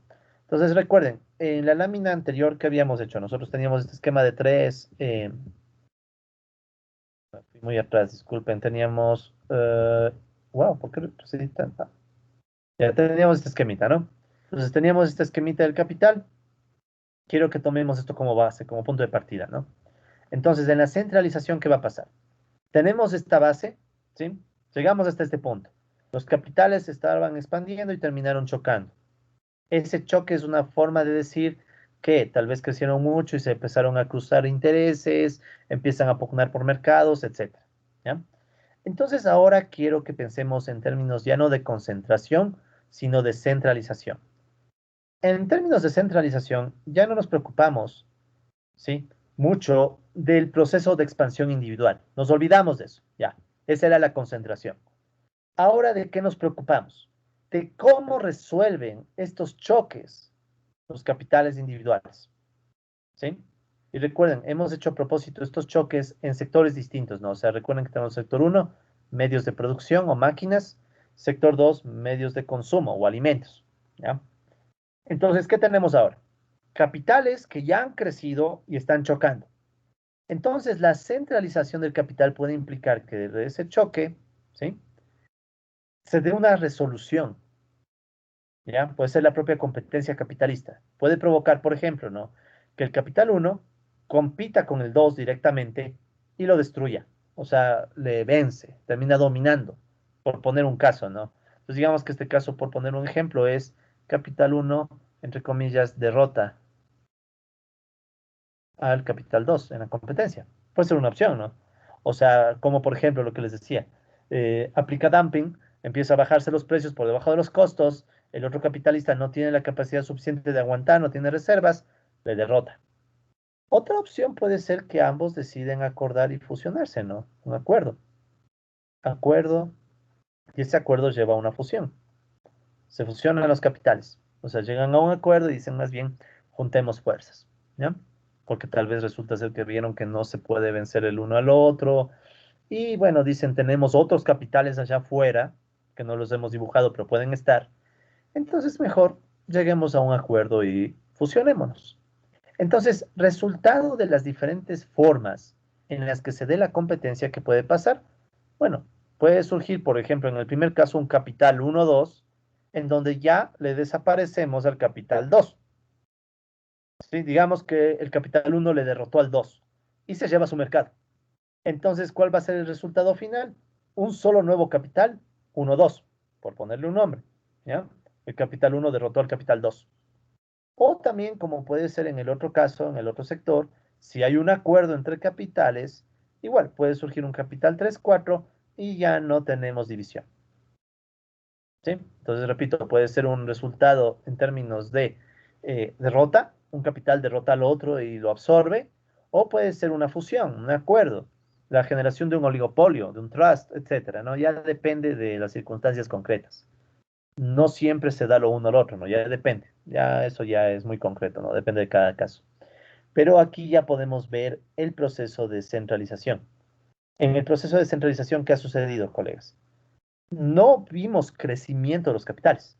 O sea, si retrocedemos un ratito a la línea del tiempo que estaba, estaban los capitales de antes, con su misma magnitud. Lo que ha sucedido es que la competencia llevó a que los capitales se reorganicen. Son la misma magnitud, pero ahora son una sola unidad. ¿Sí? Misma magnitud, pero ahora son una sola unidad. Entonces ahí tenemos la centralización. Entonces, ¿qué se da? La centralización del capital se da la atracción entre capitales individuales ya formados, o sea, se atraen. Atracción entre comillas, ¿no? Porque puede ser un tema de competencia, puede ser un tema de que el uno le derrota al otro, ya depende de cada caso concreto, ¿no?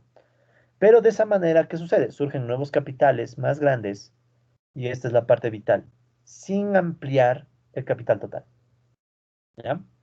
O sea, el capital total sigue siendo el mismo. Si volvemos a sumar K1 más K2 más K3 más K4, ese sería el capital social antes, ¿no?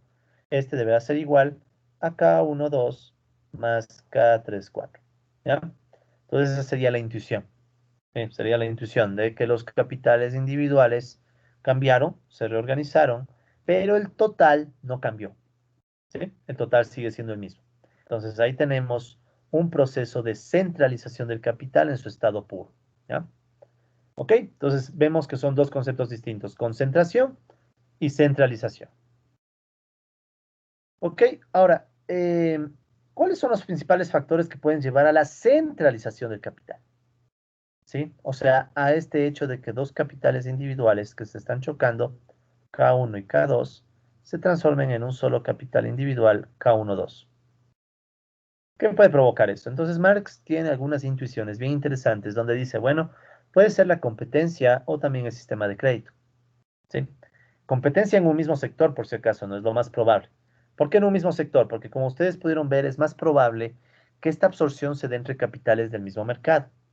Pero no siempre, ¿no? Puede ser que una empresa absorba un capital de otro mercado. Entonces aquí habría que, pues, habría que poner, son la competencia intrasectorial, intrasectorial em, u otra, pongámosle. Sí, porque puede ser también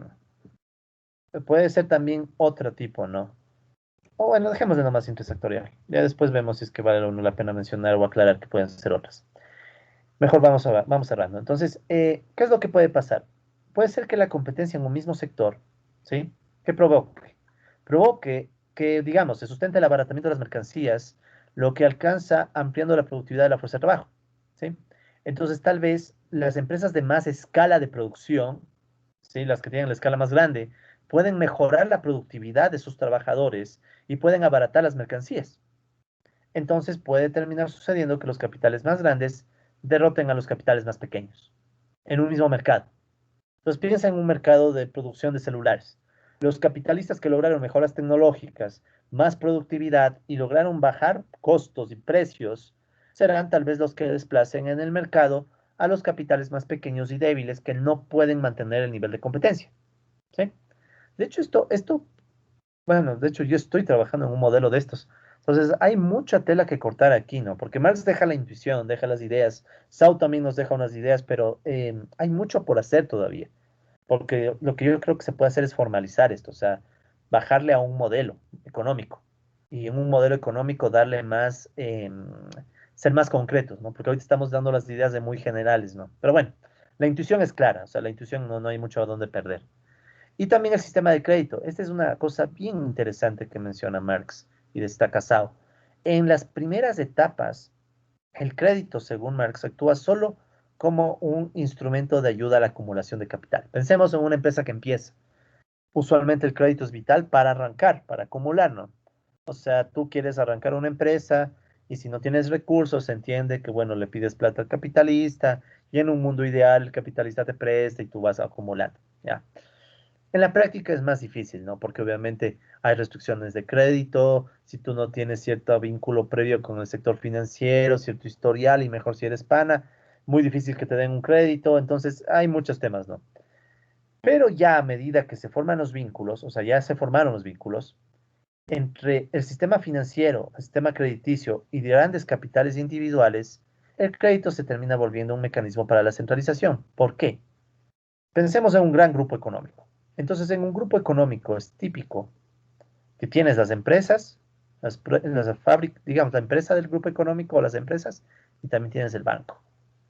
Entonces, si esta empresa quiere competir con otras empresas, tiene la otras empresas que digamos que no pertenecen a un grupo. Este tiene la enorme ventaja de que podría adquirir recursos directamente del banco con tasas preferenciales o con muchas condiciones y privilegios. ¿Y eso qué significa? Que va a tener más fuerza, más poder para competir y derrotar al otro y después absorberle. Entonces, ¿qué sucede? Que los bancos pueden volverse, y el sistema de crédito puede volverse un mecanismo para que estas empresas puedan concentrar más capital. O sea, al inicio, ¿no? Concentran más y luego pueden centralizar porque tienen esa capacidad de acceder a cierta herramienta que otros no tienen. ¿Sí? Entonces, bien interesante esa discusión. O sea, podrías pensar en un modelo económico donde tienes empresas y una empresa accede a crédito y la otra no, y tal vez con el tiempo la que accede al crédito le va desplazando del mercado a la otra, ¿no?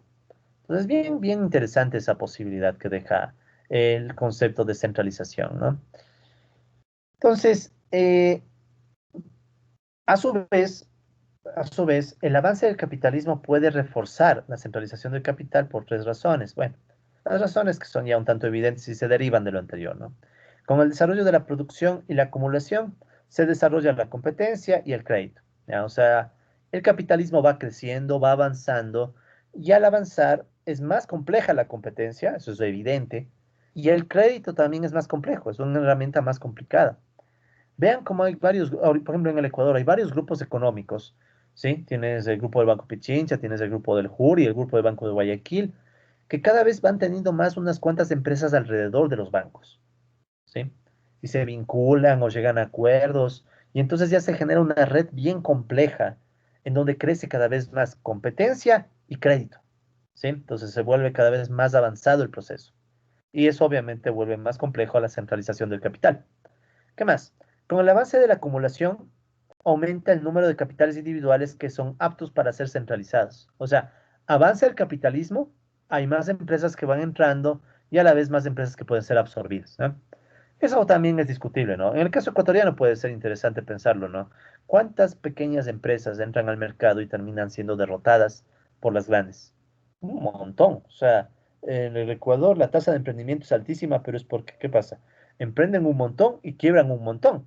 Entonces, la quiebra de las empresas pequeñas también refuerza la centralización, ¿no? En unas cuantas de empresas grandes.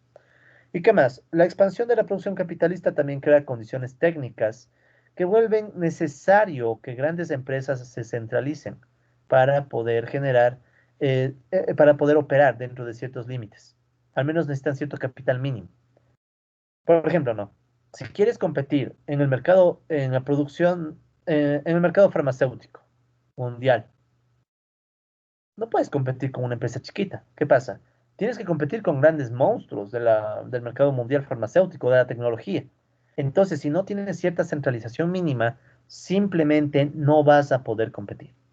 Entonces, el propio capitalismo crea, como quien dice, los límites y la obligación de centralizar para poder enfrentarte a otros capitales, ¿no? Entonces, como pueden ver, la concentración y centralización del capital, estos dos procesos, están ahí, ¿no? Están dentro del proceso capitalista y son capaz que parte de su naturaleza, ¿no? Entonces, no es que el capitalismo se concentra y genera concentración de riqueza porque sí, sino porque hay una competencia, porque los capitales que tienden a crecer, cuando se chocan tienden a absorberse y a la vez se dan estos procesos de forma simultánea, ¿no? O sea, estos son conceptos teóricos. Ya en el mundo real se combina todo. O sea, puedes tener que a la vez que están creciendo le absorbe el uno al otro, llegan a acuerdos de igual le absorbe y le quiebra, o sea, pasa de todo, ¿no? Entonces, el proceso es complejo, ¿sí? Y bueno, Sau, a partir de todo lo que hemos dicho y a partir de las nociones de Marx, eh, dice que hay algunas consecuencias, ¿no? A través de estos procesos de concentración y centralización del capital. Consecuencias que las vamos a ver muy rápido, ¿no? Primero, se acelera la expansión del propio capital. Tiene sentido, ¿no? Están compitiendo, luchando.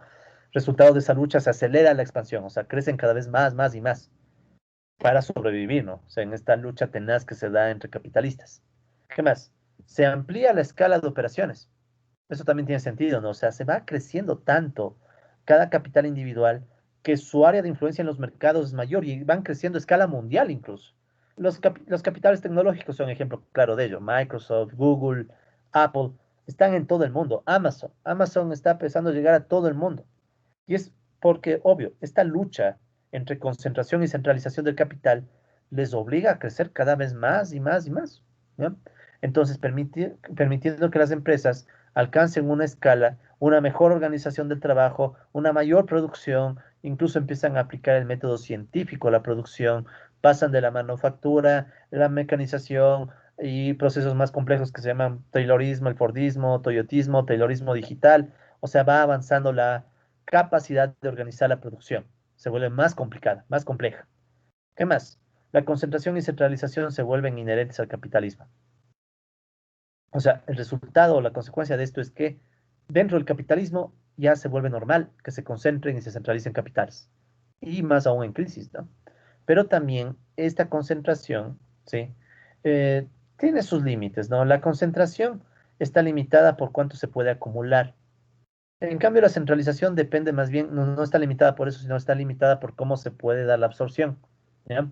Pero igual, o sea, se vuelven, esto es lo clave, ¿no? Se vuelven parte del capitalismo. Entonces, cada vez se vuelve más claro, ¿no? O sea, es obvio, si están en esta lógica de lucha, van a terminar concentrando si están en crisis, ¿ya? ¿Qué más podemos decir? Es decir, mientras que la concentración, bueno, incrementa el capital total, la centralización no genera ese incremento. Bueno, eso ya habíamos visto. Entonces, para concluir, ya para cerrar esta clase, eh, es interesante y lo dejamos como hipótesis, ¿ya? Esto es una mezcla entre lo que dice Sau y lo que yo mismo creo. Y es que verán, puede que existan ciertas dinámicas cíclicas donde en ciertas etapas de la concentración del capital domine la concentración. O sea, puede haber etapas en donde lo que importa es el crecimiento, crecimiento, crecimiento. Etapas del capitalismo. Y tal vez en otras etapas, vuelta se da la centralización. ¿Sí? O sea, lo que digo es, tal vez en unas etapas el capitalismo motiva que se expandan los capitales, pero en otras más bien lo que motiva es la destrucción y la absorción, ¿ya? Esto es una hipótesis, ¿no? O sea, esto habría que verificar, ¿verdad? O sea, es algo muy complejo, eso lo dejo solo como una idea, ¿verdad? Por ejemplo, ¿no? ¿Por qué? Por ejemplo, en las etapas de crisis, ¿sí? En las etapas de crisis es bien probable, ya vamos a definir crisis y todo más adelante, ¿no? Pero ya tenemos una intuición con los conceptos que ustedes están viendo. Entonces, en la etapa de crisis es probable que haya una mayor absorción y destrucción de capitales individuales, o sea, centralización. Posiblemente, ¿ya? O sea, con la crisis tal vez domina la centralización. ¿Por qué? Como estamos en crisis, ciertos capitales quiebran, son más débiles y enfrentan en peores condiciones la crisis. Puede que sean absorbidos por otros, domine la centralización, es probable. En cambio, puede ser que en las etapas de mayor acumulación, o sea, las etapas de expansión o de animación o las de recuperación, como quieran verle, tal vez en cambio surjan nuevos capitales individuales o los que ya existen se fortalezcan y eso lleve a la concentración. O sea, en la etapa que podemos llamar de animación, ya vamos a ver más adelante, tal vez ahí en cambio se dé la concentración. ¿Ya? Tal vez, o puede que se den ambos, pero podría ser que sobre todo, repito, en las crisis haya cierta tendencia a que se absorban más los capitales, ¿no? Entonces puede ser que por ahí vaya la tendencia. Pero bueno, es una hipótesis que tocaría contrastar y que mejor si se pudiera hacer un modelo económico para ver hasta qué punto tiene lógica esta posibilidad, ¿no? O estas posibilidades. Pero bueno, de todas maneras queda planteado, ¿sí? Aún queda por explorar este vínculo y los procesos de los ciclos. Tema, por cierto, de los ciclos que lo veremos más adelante. Eso sí con modelos económicos. O sea, tenemos algunos modelos económicos para estudiar ciclos, modelos marxistas. Lo que queda pendiente, lo que todavía no he podido encontrar y que, bueno, tal vez yo termine trabajando en eso algún día, es más bien cómo vincular los ciclos, los modelos de ciclos que vamos a ver más adelante, con estas intuiciones de concentración y centralización. Sería bien interesante ver cómo el ciclo capitalista lleva a que en ciertas épocas los capitales se concentren y en otros, en cambio, crezcan. Aunque la crisis del coronavirus está mostrando que tal vez es simultáneo, ¿no? Pero bueno, esos son temas que ya quedan para otra sesión. Entonces, en conclusión, para cerrar el video, conceptos clave, concentración, centralización y más o menos llevarse la idea de que todo esto no surge por maldad, no surge por los capitalistas perversos que quieren crecer, sino que es parte inherente y lógica del capitalismo por esta lucha y competencia permanente que hay entre capitales, ¿no? Listo. Entonces con eso y wow, la hora, bueno, disculpen que ya me fui mucho a la hora. Entonces con esto, colegas, cerramos esta sesión y cerramos también el video de hoy.